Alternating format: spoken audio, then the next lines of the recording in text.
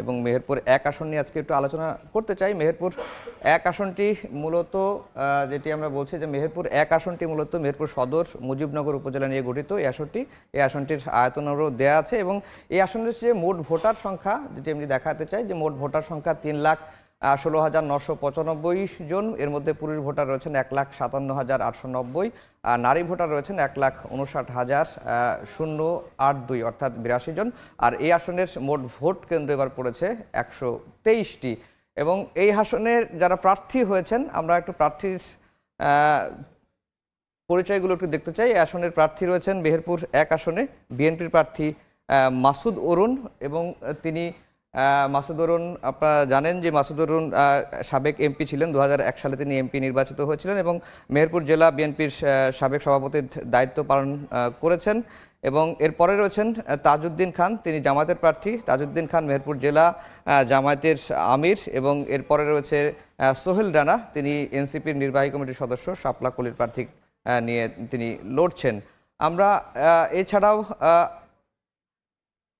এছাড়া আরও যে প্রার্থীগুলো রয়েছে আমরা দেখতে পাচ্ছেন যে বিএনপির প্রার্থীর কথা বললাম, এনসিপির প্রার্থীর কথা বললাম। এবি পার্টির মনোনীত প্রার্থী রয়েছেন মোহাম্মদ রফিকুজ্জামান খান এবং কমিউনিস্ট পার্টি বাংলাদেশের প্রার্থী এখন পর্যন্ত রয়েছেন মিজানুর রহমান। ইসলামী আন্দোলন বাংলাদেশের মনোনীত প্রার্থী খাদেমুল ইসলাম রয়েছেন। স্বতন্ত্র প্রার্থী হিসেবে ডাক্তার সাজিবুল হক রয়েছেন এবং জাকির পার্টির সাইদুল আলম শাহিন। আমরা এখন পর্যন্ত যে কটি আসন নিয়ে আলোচনা করেছি তার মধ্যে সবচেয়ে বেশি প্রার্থী এখন পর্যন্ত যেটি দাঁড়িয়েছেন সেটি হচ্ছে এই মেহেরপুর 1 আসনে।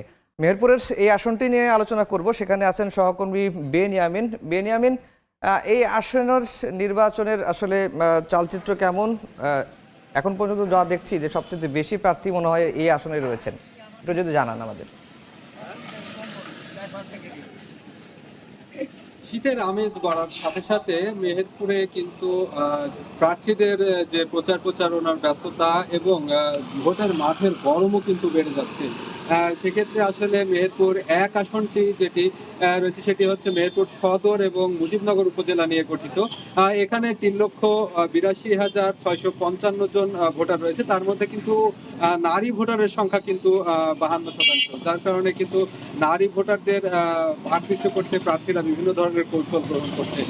আপনাকে জানিয়ে রাখতে চাই যে পরিসংখ্যান অনুযায়ী যে দল আসলে সরকার গঠন করে সেই দলের পক্ষ থেকেই কিন্তু আসলে জনপ্রতিনিধি নির্বাচিত হয়ে এই মেহেরপুর 1 আসন থেকে যে বিএনপির পক্ষ থেকে মানে যে ভোট তারা করছে সেটি নিয়ে তারা কিন্তু অনেকটাই দ্বিধাদ্বন্দ্বে রয়েছে। তো সেক্ষেত্রে আসলে জামাত কিন্তু মাঝখান থেকে আসলে এই দ্বন্দ্বকেই কিন্তু কাজে লাগানোর চেষ্টা করছে এবং নারী ভোটারদের আকৃষ্ট করতেও কিন্তু জামাত বেশ সরব রয়েছে।